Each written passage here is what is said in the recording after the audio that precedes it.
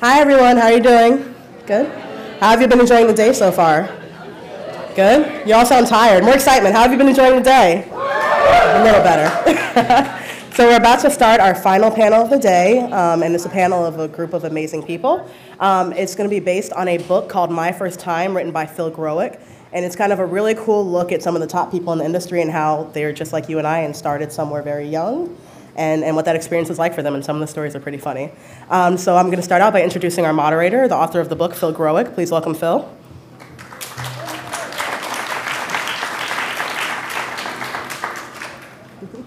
Just grab a seat.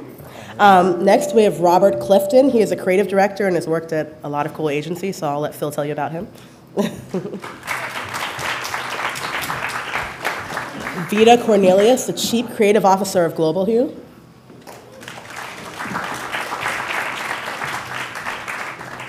Michael Kizelbash, the SVP Creative Director from Draft FCB. Natalie Liam, Executive Creative Director from McCann. And last but not least, Cash Shree, who is also a Creative Director. Enjoy. So all of you know how this came about. Can you all hear me without a mic? Okay, am I on? Yes, all right. My name is Phil Growick, Managing Director of HSK Search here in New York. I recruit, but I recruit at the more senior levels of the creative world. Over the last 20 years or so, I've had the opportunity and the luck to become friends with some of the most senior creative people in the world. But the more I looked at them and the more I looked at the more junior people, I realized that the more junior people don't realize that the more senior people were more juniors at one time. And I've heard many times since the book came out, My First Time last month, is that thank you so much for thinking about this. I never thought that this person up here started where I am down here. The whole point of our panel and the book, it says simply, My First Time, top ad creatives talk about their first commercial, ad, or site, and what they learned from it. And that's the whole point of this, is that everybody starts somewhere. Everybody has to learn what you're going through. These people went through. And we're going to begin with Robert Clifton because I've known Robert the longest. Robert is an incredible raconteur. And I think that you're going to really, really enjoy what he has to say. So, Robert Clifton. It's a lot of pressure. Can y'all hear me? So we're just talking about how we got into business, or I can talk about anything I want to talk about? Yeah, it's about your first time. Which story did you wrote? When I first got to Leo Burnett, it's a very big agency, and so they had us working on a lot of things like Kool-Aid packages and cards to clients for their 50th anniversary of being in business, things like that. And me and my art director, we always worked really hard. You know, my boss would come in sometimes, we have on the same clothes, and he was like, you don't have to stay in here all night just to work on a Christmas card. You know, it's not like it's a pitch, but we always work really hard like that. And so then there was an assignment on Nintendo, and I think a lot of people were out of town working, shooting commercials, or people were on vacation, and so my boss looked at us and said, we're going to give you a chance to work on Nintendo for the first time, which is a prized account to work on a video game. And I joked in the book that I think he was just doing it to get us off to other things because he was really tired of, you know, spending 2 hours with us talking about Christmas cards. But at any rate, we had to work on this Nintendo assignment. It was for Mario, and I'm sure you all know Mario. And back then, I don't know what they're on now, they're probably on Mario 12. But it was, you know, we were on like Mario 1, Mario 2, Mario 3, Mario 4. And so I think we were doing 5. And we were basically doing our research, which, you know, is what you want to do when you're working on assignment. You want to come up with as many ideas and learn as much as you can about the assignment. So we spread out all this stuff on the floor. It was like CSI. And we had all these things out the game. We played the game. We were looking through all the books. And there in the back of one of these books, we found this character called Wario. And he was the opposite of Mario. And, he was negative, and he was the evil Mario, if you will. And so what we decided to do was we were going to focus on Wario. Now, clearly the brief said we were supposed to make Mario the hero, but, we thought we wanted to break through, so we went with evil Wario. And when I went into my creative director the first time, and I said, we got this idea about Wario, he just said, who in the hell is Wario? And so we flipped to page 17 of the book, and we showed him, and he was cool with that, and we came up with this idea that Wario would try to hypnotize kids and get them to fight against Mario. And all the way up the line, when we went to people, when we went to the client even, the client was like, who the hell is Wario? So we explained to them who Wario was, and we had an evil laugh for him, which I had to practice. I'm going to try to do it here. That was many years ago, but so Wario had this laugh at the end of this commercial. He tries to hypnotize you. And it was a really interesting process because then we had to figure out how to, Wario was just in a pamphlet, so we had to figure out, his voice, what his voice would be, what he would look like, what the colors of his uniform was, because it was on Game Boy and it was green at the time. And we had to go through a lot to figure out who this character was and bring it to life. And when the commercial finally came out, they ended up dubbing it into German and French and Spanish, and it was a very interesting process. And what I learned out of that process was a couple of things. Number one, I learned, and I guess I'd already known that, but to really work hard, because what we had done is we had attracted the attention of our boss. He saw that we were working really hard, and whether he was just trying to get rid of us and distract us, or whether he was giving us an opportunity because he saw we were working really hard, we got noticed through that. And then I think I also learned to take risks, because even though we had an assignment where they were telling us specifically to focus on Mario, we were actually coming in with Wario, and this is very important in your career and figuring out how to sell things. We were selling it as we were talking about Mario, but we were seeing Wario. And so that's the story of my first time.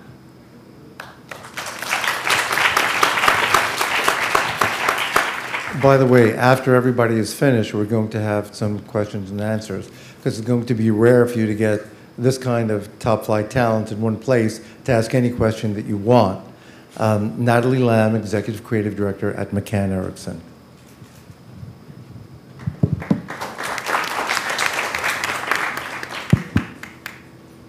Hi, can you hear me?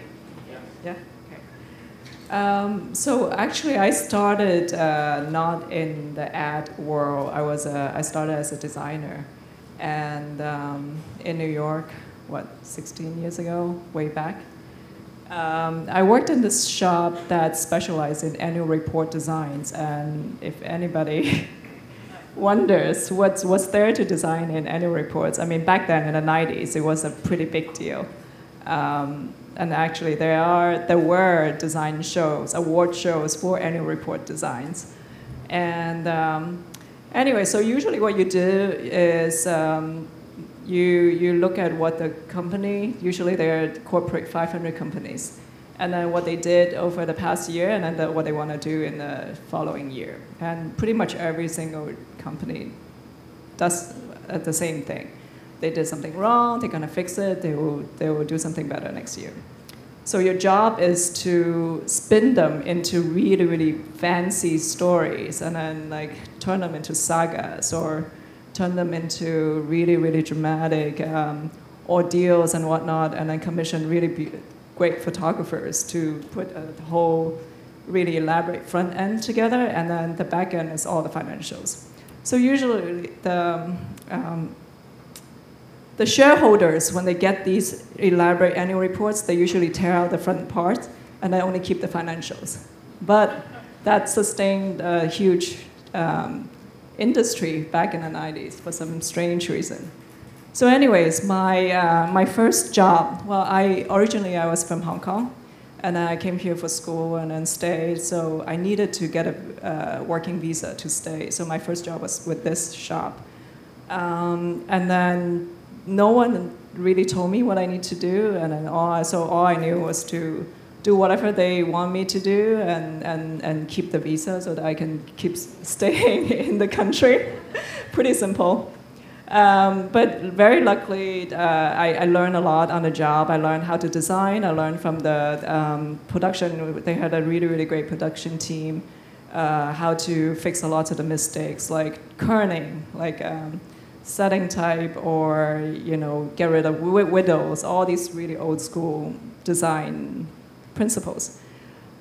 So I learned a lot, and then I also learned from the, in the first few months I was there, I spent different time with different senior designers, learning how the whole conceptual process starts. And then basically, as a designer, at that shop it was great. As a designer, you not only play with superficial elements like type, color, photography, but you also need to think of the whole story.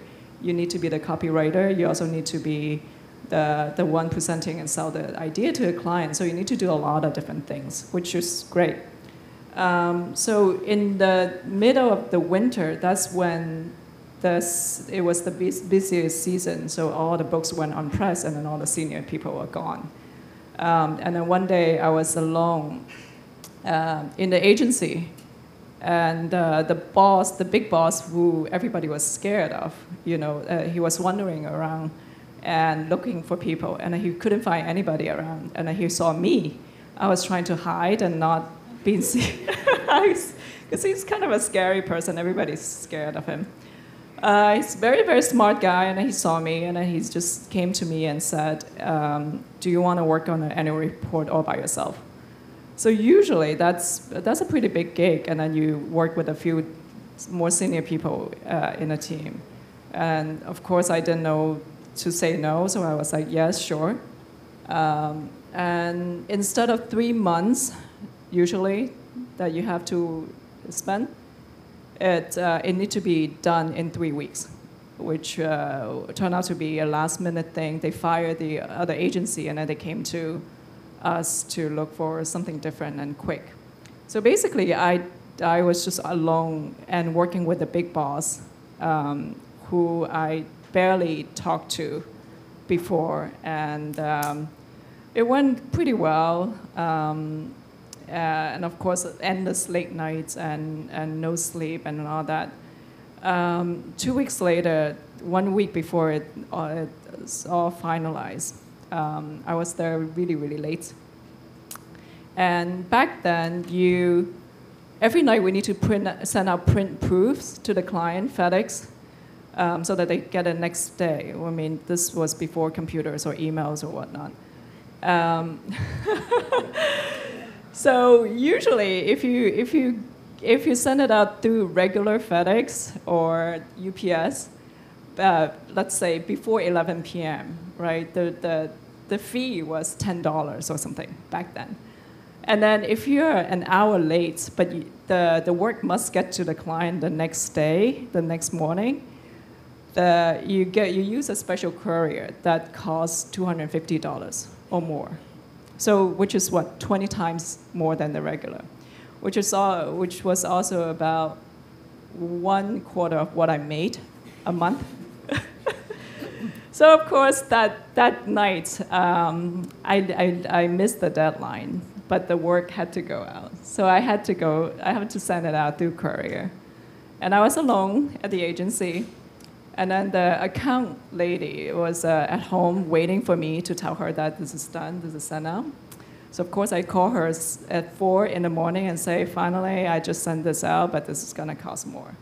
And she basically made me cry for the first time in years. I normally don't cry that easily. I'm usually like the guy in any situation.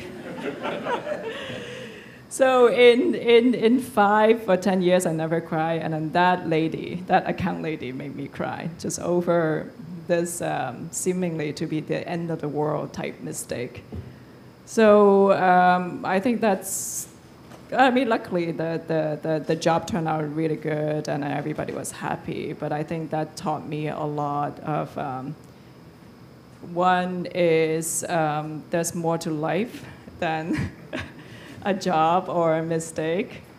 And everybody's a human being, so you really need to treat the other person, whoever you work with, the way you want to be treated. So, yeah. Thanks. I was telling Natalie before, I can't imagine anybody being so mean as to make Natalie cry, or anybody, but especially Natalie. Next is Cash 3. Cash has been either the ECD or top creative at agencies literally all over the world. Cash 3. Is this working? I don't need to press any buttons, right? Is this working? Great. It's funny, when Phil said, like, do you want to write this for the book? I said, yeah, it'd be great. And then I started seeing other people's coming in. It was like, and then I did this, and it won 5 one-show golds. And then I did this, and it was beautiful. And I thought, my story is going to be completely crap, because my first ad was horrible. But I'm going to tell you it anyway. I was going to lie. I was going to say, no, I did my 20th ad was okay. That's my, no. This is actually my first ad, and it was a lesson for me, but it was horrible. I was in Ogilvy in London. It took me 18 months to get a job because I graduated during a recession. And I'd got this job, and it was not even a job, it was a placement. It meant that they paid you £35 a week to go into the agency and stay there. And it cost me £50 a week just in fares to get there. But I wanted to hold on to that.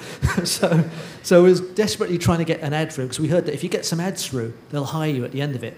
And if you don't get some ads through, they'll churn and bring in another hungry team.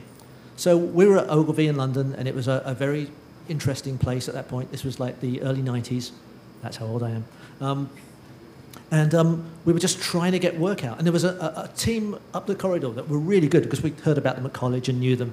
And they were really good. And they hadn't had an ad out in 6 months. They were in a better group. But they hadn't had an ad out 6 months. We thought, well, maybe if we can sell something, we can get to stay and beat Paul and Ted, which was another side thing. And we got this ad for Lucozade. We'd had some other things, like, we'd done some stuff that died or nearly made it but didn't get there.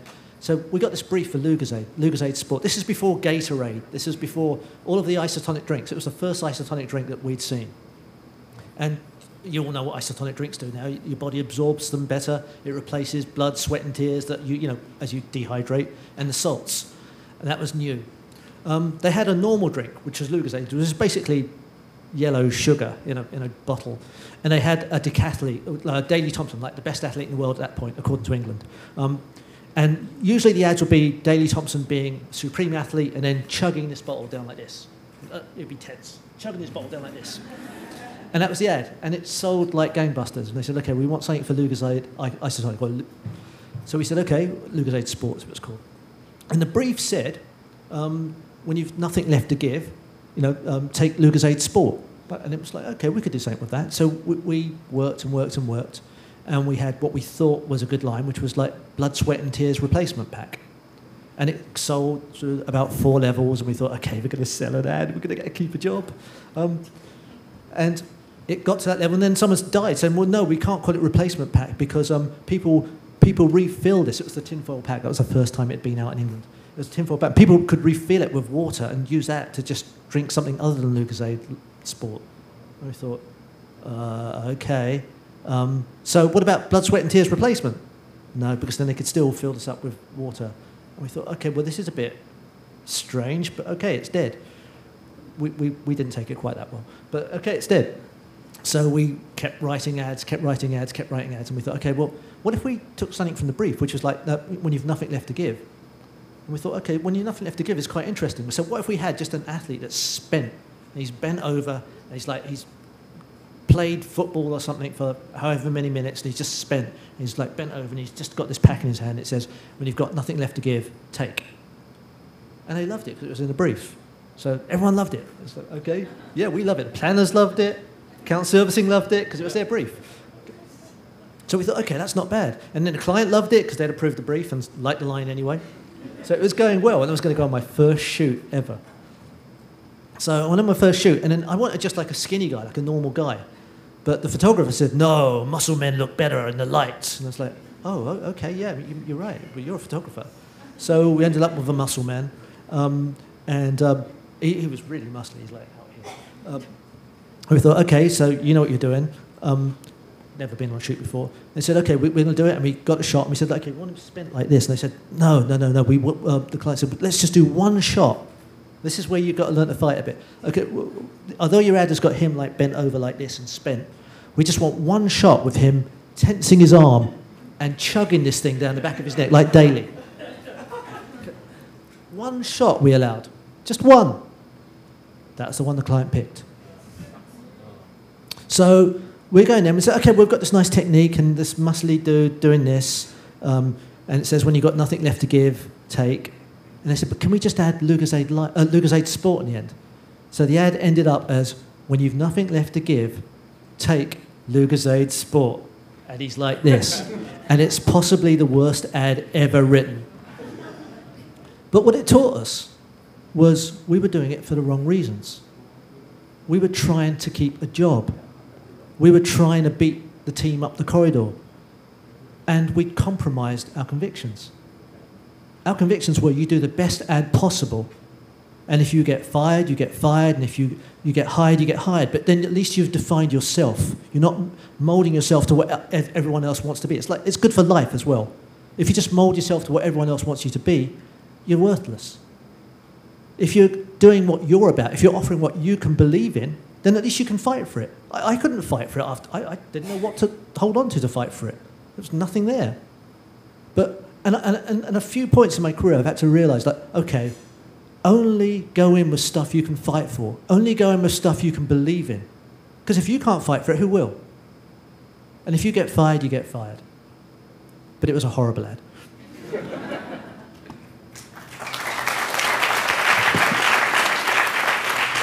Just a little aside on cash. Of course, juniors are going to learn from seniors, but never ever forget that the most senior people will be learning from their most junior people as well. Cash told me a beautiful story, which I included in the book, which kind of sums up a lot of all of that. His 2-year-old son had stopped him and said, "Dad, taste the raindrops." And Cash took the time to taste a raindrop on his tongue. And he's forgotten the joy of something as simple as that. And again, senior people learn from juniors, junior people learn from seniors, and that's all about cash. And now Michael Kisselbach is a creative director at Draft FCB, and now Michael. Okay, thank you. Can you guys hear me okay? Okay. So it's, I'm right out of school. It's Boston, Massachusetts, 1990. And I was going through the Help Wanted, as probably many of you are as well, and trying to figure out, feverishly looking for a job. And I saw this ad that caught my attention, and it said looking for the right fit, but right instead of R-I-G-H-T was W-R-I-T-E, and I thought, oh my gosh, how creative! I got to go work for these guys, right? Right. Oh, this is brilliant. So I contacted immediately, and lo and behold, later that day, expecting like, we'll send your resume and all this, but no, it was a, can you meet with us today? And I said, well, didn't really have my resume all together. Doesn't matter, come meet me. Couldn't be more excited. So, but I should have known at that point that something was a little amiss. And then on top of that, he wanted to, the person on the phone wanted to have the interview, not at the offices, but at the local coffee shop. This is like pre-Starbucks, at least pre-Starbucks coming to the East Coast and the world map. And so there too, I thought, oh, maybe it's a little weird, but I'm so wildly excited. And so I go meet this person at the coffee shop, expecting it to be some creative person, some copywriter, which is what I wanted to be. And lo and behold, the person introduces himself, and it's this guy Ed Ponce. Now I know that the name of the shop is Ponce Buckley. So I am all of a sudden face to face with the man, the owner, who's running this, like the big cheese, the head honcho, and I'm now even more excited than ever before, thinking that I was going to meet a much more junior person down the food chain. So the interview couldn't have lasted more than 4 minutes. He told me about 3 things about the shop, not, all of which could have applied to any shop in the contiguous United States. I asked absolutely no questions because I was all just dumbfounded and didn't know what the hell I was doing. And he says, "Okay, you're hired." And I said, "Excuse me?" I said, "You're hired. I want you to start tomorrow." And I said, "That's fantastic. I'll see you tomorrow." And as I'm getting up, I knocked coffee all over my suit. I knew enough to wear a suit, and I only had 2 suits. But I have coffee all over this suit. And I have this other suit. It's like second backup suit, but I hadn't worn it in a few years. No big deal. And it's going to come into play in a second. So I said, "Great, Ed. So nice to meet you. Can't wait. And I'll see you tomorrow morning." Well, tomorrow morning rolls around. And due to some freak set of circumstances, my alarm never went off. So I wake up 15 minutes before I'm supposed to arrive at my first day of my first job ever. I'm running around like a maniac. Back then I had big hair, like big hair. My hair is all over the place. I don't brush my hair. I don't brush my teeth. And I throw on my backup suit, but at least I'm like thinking this through a little bit. Throw on the backup suit. And as I'm throwing on the backup suit, I'm realizing that I haven't worn the suit in years. I've grown since then, both in height and in width. And that the suit is absolutely not fitting me.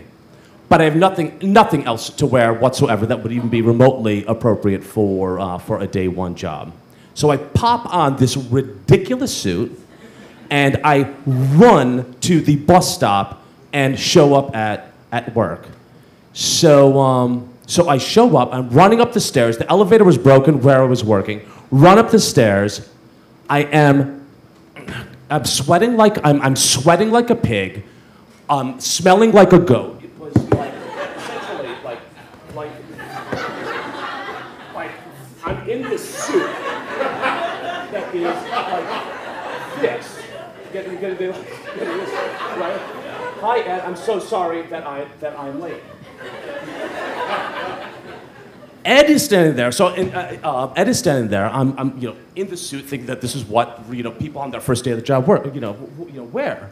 He's standing there in cut-off jeans, okay, cut-off jeans and a T-shirt that had a giant beer mug on it. That said, I think it was, we'll sell my wife for beer. It was pithy, wildly inappropriate, and I don't know whether I'm coming or going. Catch my breath, go to the bathroom, collect myself, and come back out. And I say, "Ed, where are the rest of the, where are the rest of the people?" And he said, "The rest of the people?" At this point, I'm realizing it's a one-man shop. It's not even a Ponce and a Buckley. Buckley was no longer the picture. It's just Ed Ponce and myself, and he needed a partner. So I'm questioning all of my decisions that have led up to this very moment. Anyway, so I'm thinking I'm going to make the best of this, collect myself in the bathroom, go down, sit down at my desk, and at least I'm thinking like I'm going to work on something real cool. Maybe like a TV spot, maybe it's a billboard, radio, whatever it might be. It's a direct mailer for a used furniture company. Okay, so it's not even new furniture. This is furniture that has been damaged. And so now I'm thinking about, I'm somehow going to get out of here and never return. So say, "Ed, I'm going to go out for a little inspiration. Just take a little walk around downtown Boston. I'll be back shortly to walk around for inspiration." Meanwhile, it was more to recollect my exacerbation, and probably, in all likelihood, never return. I'm standing on the street corner, and I just overhear. You know how you overhear the snippets of conversations? This is like pre-cell phone, and I overhear this couple talking, and the one guy's asking the other person, "Hold on, are you talking about Big Nick, or are you talking about Little Nick?" And I said, "That's it." Run back to Ponce Buckley, and I said, "Ed, I have this idea. Let's create this character called Little Nick, who is this sort of mischievous Lilliputian of a guy who basically causes a little nick in pieces of furniture, but it's no big deal because it's all in good fun and it slightly mars it, but you're able to buy it at a 75% off. And lo and behold, sort of fast forward to the tail end, Little Nick turned out to be a very successful campaign. He loved it, the client loved it, we did the direct mailer, it then became, they did a radio spot, a local television spot, and it grew into something much more. And so I guess in the learnings of all of this, I think probably three things. One, never show up to work sweating like a pig and smelling like a goat. Two is do your homework on any agency, not just the agency itself, but the work, the people behind it, because these are going to be the mentors that are going to help either propel or hinder your career. And number three then is no matter what seems like a pretty dismal set of circumstances and what seems to be dead ends, and whether in my case it was potentially the company and then the kind of work I was going to do, if you give it your all of your passion and creativity, and you really just focus on it, it's amazing what can happen. Thank you. That was great. Besides getting advertising tips, you got some important fashion tips as well. So keep in touch with Michael. And now, as I say, last but not least, Vita Cornelius, who is the CCO of Global U. Hello. I'm going to ask the question because everybody else did. Can you hear me? Okay. So I guess I'll tell you about my first time. I got really lucky in that I studied, I had some great teachers along the way and was able to get a job in advertising pretty easily coming out of school. So that's a little rarity. So I'm not going to make that seem like that's the norm. But I did get a chance to do some internships, and I found myself landing in my first job at Burrell Communications Group in Chicago. And okay, a couple Burrellites in here. So interestingly enough, I had gotten hired by someone who then quickly departed the agency. So I got dumped there in the midst of a creative group where no one knew why I was hired exactly. And interestingly enough, I got assigned to a creative director. It was kind of like a prearranged marriage. I came in, he looked at me, I looked at him. It wasn't going well. And he was sort of like, an interesting little man. He was very hairy, he was very short, and he kind of looked like one of the Bee Gees. So it took a long time for me to be able to even look at him without wanting to break into a Bee Gees song. But he turned out to be a great guy. And his vocabulary consisted mainly of get in here and motherfucker. So I kind of sort of learned that was his way of talking to me. So it was interestingly enough, I toiled over a lot of projects with him. He was pretty harsh. I learned how to take criticism, with a grain of salt. He criticized everything, not just my work, but the way I dressed, everything. So he turned out to be a really interesting inspiration on the job. And he saw me working really hard. I would do, all types of comps, proofs, photography, everything. He would comment on everything I did. Till one day he came in and said, "That's a good motherfucking ad." And I said, "Really?" And I was like, "Oh my God, I'm getting approval here, So interestingly enough, he put me on a TV assignment. It was like my first TV assignment after doing a bunch of print ads and what I felt was kind of like, okay, I'm just kind of following around behind other people. I finally got a chance to do a TV spot. And it turned out the project was for Sprite, and the general market agency had done a campaign called Obey Your Thirst, and the client happened to be very into hip-hop at the time and felt like that was the new frontier of how to talk to African Americans in kind of an urban market.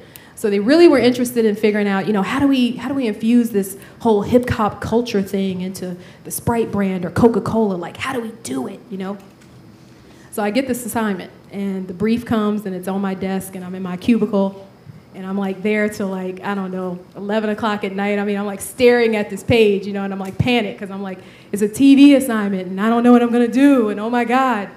And so he comes around the corner, and he's like, "What are you looking at that motherfucking page for? The answer's not on that motherfucking page." And I'm like, "It's not?" And he's like, "No, the answer is somewhere inside you. Get in your gut. What the fuck?" So I'm just like, my gut? Well, geez. So I had absolutely no idea what he was talking about. So I sit there and I'm thinking about it, and I'm like, well, what does he really mean? So I'm thinking about it, and I'm like, God, I'm sort of a hip hop junkie. What the hell? I always have been, you know. My mom went through a whole period where she wanted to burn all of my clothing because everything had graffiti down the side, or I had a name belt, V-Ski. So I actually had lived the culture, and I kind of forgot that, you know what I mean? So I was just like, oh my God. So when I really started thinking about it, I said, well, yeah, you know, what is this whole thing about obey your thirst? What is this supposed to mean, really? And I talked to another junior creative, another writer at the time, and we were, you know, pontificating about hip hop and the pillars of hip hop. And, you know, we get into our whole thing of like, yeah, you know, it's about freestyle, it's about the dance, it's about the music, it's about the art. And then we're like, oh yeah, that's it. Obey Your Thirst is about freestyle, and it is about being yourself. So we managed to come up with this campaign. And it was called Freestyle, and it featured some pretty prominent hip hop artists at the time, Pete Rock and CL Smooth, and Nas and AZ, and, you know, some other artists. And some, however many years, I'm not gonna give my age away, later, it still becomes, I've heard it's still a little bit of a cult lookup on YouTube, surprisingly. So, you know, the campaign took off, it was very popular. Sprite actually ended up doing a big hip hop initiative after that. But, you know, it was something that really was shocking because I really didn't know that, you know, an idea could kind of come from, you know, a personal place, you know, a personal experience. And that's kind of what I learned as, you know, a young African American growing up in this business, and also having moved on and gone to general market agencies and so on and so forth in my career, is that, you know, the learning is you can't compromise who you are. Who you are and your individual point of view is very important to the storytelling that you'll be asked to do for your clients. You can draw inspiration from anywhere. You can draw inspiration from your life, the things you've experienced, your point of view on the things that you've seen other people experience.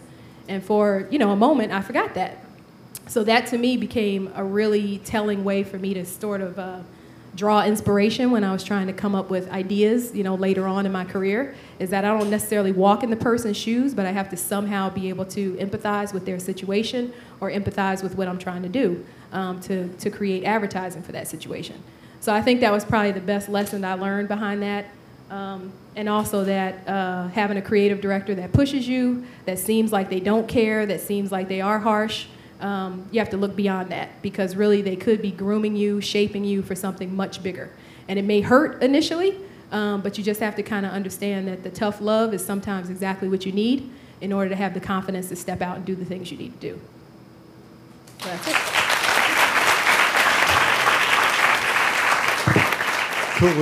Cool way to end the group stories. Okay, now again, please do not feel funny about raising your hand and asking any question that you need to ask. So please, let's see. Yes, ma'am.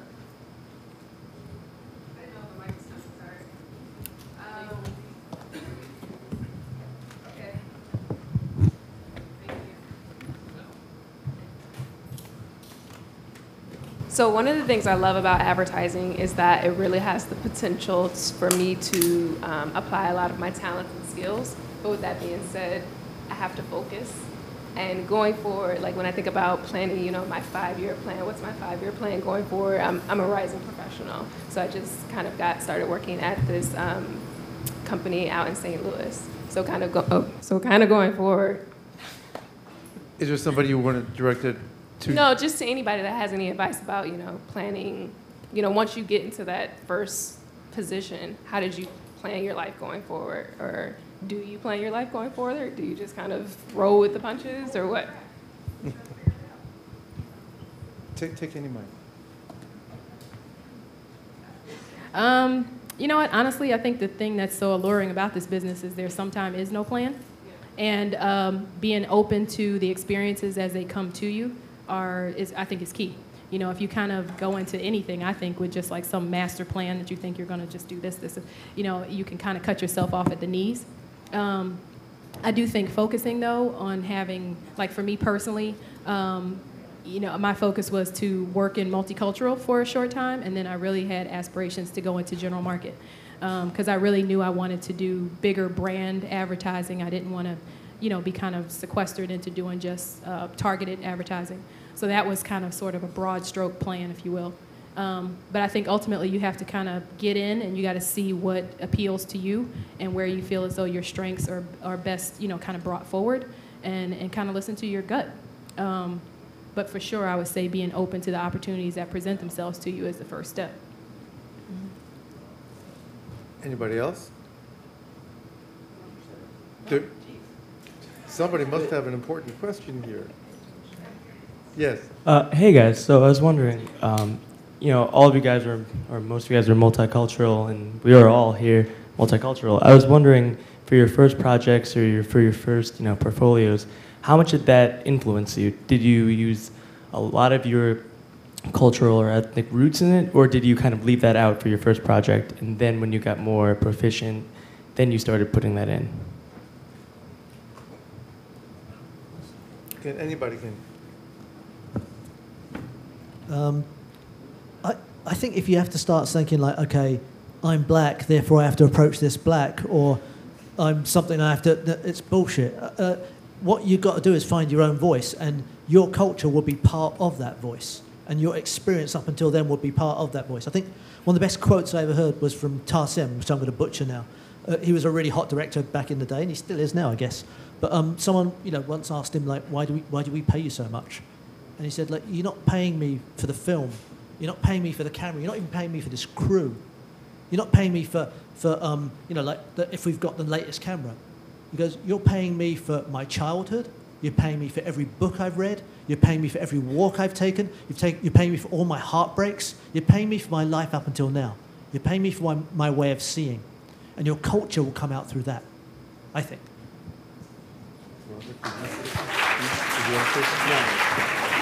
Okay. Next question, please. Yes. So my question is, in your early stages of your career, was there anyone besides the boss that would make the interesting lines that played a pivotal role in the development of your career?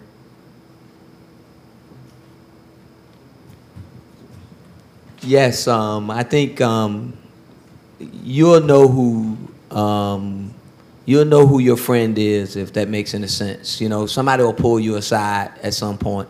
And, we all in this business is a very small business, and, people help you and you help other people. But, somebody will tap you on the shoulder from time to time and pull you aside and give you a tip. And that's how you'll know who wants to help you. It's not like a big thing like, hi, I'm going to be your mentor. But definitely somebody will pull you aside on just one thing and say, you might want to look at this a different way, or check that out, or, you might want to look out for Robert because he's slick and he's going to be looking around your desk for ideas later. Or, somebody would just give you a tip here and there, just little things, and then they're almost like that little birdie in your ear, if you will. That's what I found the most help from. It's just people who, they're not taking an official role. It's just every now and then they put a bug in your ear. Yeah, and I just to put a fine point on that, and also to what you were saying earlier on the looking for the opportunities, and that maybe on paper you report into someone, and maybe even someone reports into you, but the opportunities are much more surround sound, where there are, as you were saying, like I think you'll start to know who those other interesting people that are really, to a large degree, selfless, and there's a lot of ego in this, and a lot of competition, and especially in this job market, and those people who, whose time is very precious, but they go out of their way to share their insights, take them or leave them, and I think just one other thing also to circle back to your question from before is also the role of people versus the role of companies, and you can ask yourself a question, whether you pick the company to work for, or do you pick the brands you work for, or do you pick the mentor or the people that work around you? And for me, it's certainly the third. The people are the people who are going to be the updraft, who are looking out for you, who are going to make sure, set you up for success, and give you those kind of key points and teachings and learnings, and keep your eyes open for them, because they're not necessarily, in fact, oftentimes not that person into whom you report. There's something I want to expand upon about Robert said, that this is a small business. Outside the civilians meaning they're not in advertising, they think our world is a gigantic world, but it really, really isn't. If I have a question about somebody, or a friend of mine, any of these people here have a question about somebody, they can pick up a phone to me. Point being that you, as you travel, as you grow, as you get more senior, you never leave bodies. You are a friend. You help everybody else, your colleagues, up that ladder. You can never tell when it's going to come back to hurt you or help you.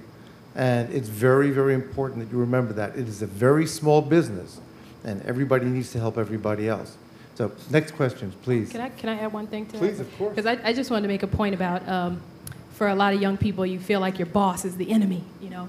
And I just wanted to make the point that, like, when I was coming through DDB, it was a pretty lonely environment, you know, being a female in a mainly male group and African-American to boot. And, you know, I had a boss that, you know, he was tough. I mean, he was a tough person, just an art director that was very specific, you know, in his direction. And, you know, he was really just, you know, just one of these people that was just really anal and hard to work for. And, you know, I really was struggling with how do I get through to this guy? How do I get him to, like, you know, like the work that I'm doing? You know, what can I do to sort of manage up, as you've heard the term? And I just happened to be working late one night and overheard him in his office, because he would yell and scream all day long at everyone, and he was always really harsh with all the art directors. And I happened to be sitting in my cube, which was right outside his office, and I overheard him on the phone with his wife. And she was coming through the speakerphone ripping him a new asshole, okay, literally, about dinner, about the kids, about what the, you know, she was going bananas. And I said to myself, oh my God, this guy is powerless at home. That's why he is totally an ass here, you know? So once I realized that, I said, Went to his house. Right. I went to his house and was like, God, will you give this guy a break for the rest of us? No, but once I realized that, I kind of figured out, like, oh, you know what? He has no power at home, so he has to really be difficult with everyone here. And when I kind of understood that the way to work with him was give him his power first, show him what he's asked for, and then say, hey, but what you told me inspired this. And that would be my vision. And he would go, that's it. So what I realized was that, you know what, if I can help my boss be empowered by their own decisions, then he'll empower me. And ultimately, I became his go-to girl. You know, I became his lackey. I mean, whenever he had a presentation, he was dragging me along, carrying the bag, whatever. And I got all kind of experience that I would have never gotten if I was just sitting in my cube being pissed like everybody else. So it becomes a lesson in, you know, don't assume that your boss is just there to make your life hell. Sometimes their life is hell in a whole nother way. And you can take advantage of that person being willing to teach or share if you just make yourself available. And sometimes that's a way to get an advocate as well. Natalie?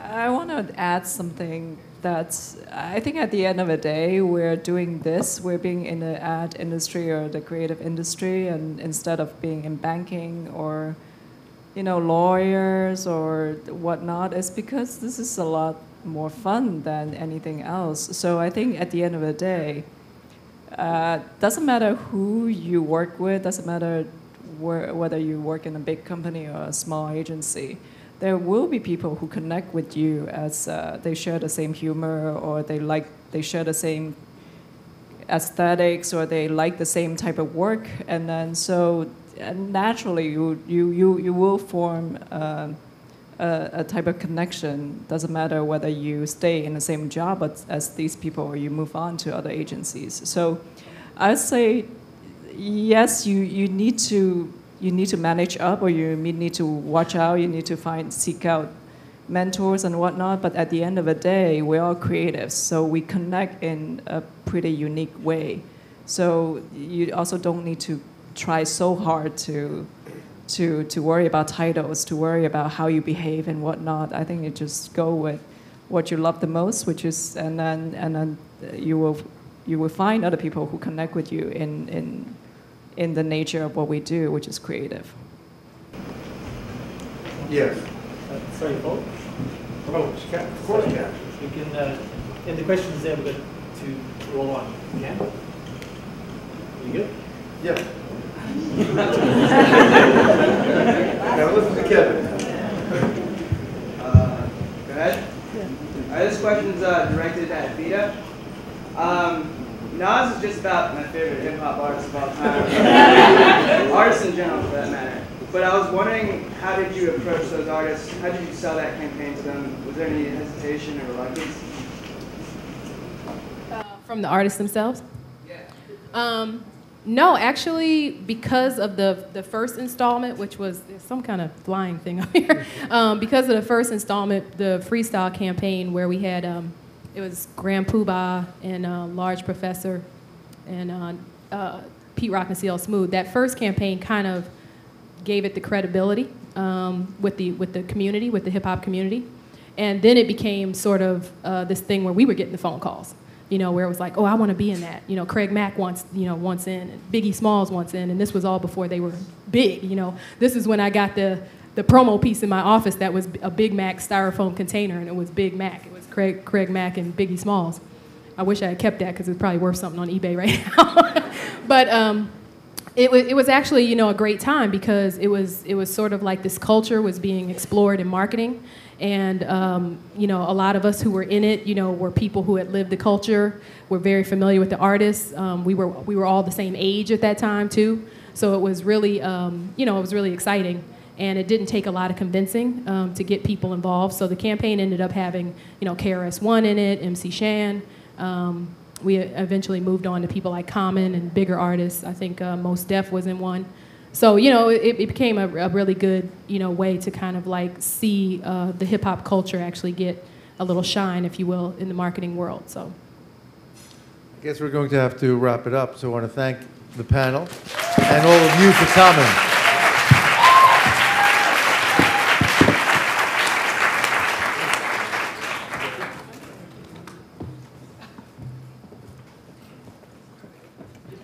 Thanks, Phil. Thanks, guys. Fantastic.